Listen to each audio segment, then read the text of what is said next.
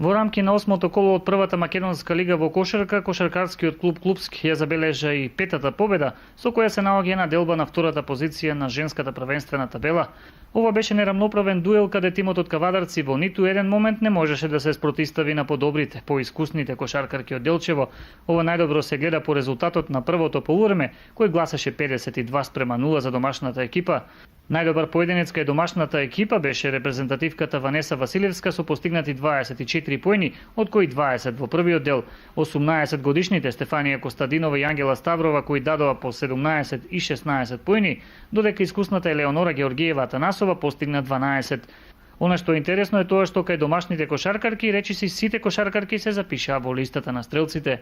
Во следното коло, женскиот кошаркарски клуб Клубски ќе игра дерби надпревар со кошаркарскиот клуб Лотос во Скопје, додека на 26 декември во Делчево ќе се одигра дербито со првопласираниот тим, женскиот кошаркарски клуб Бадел.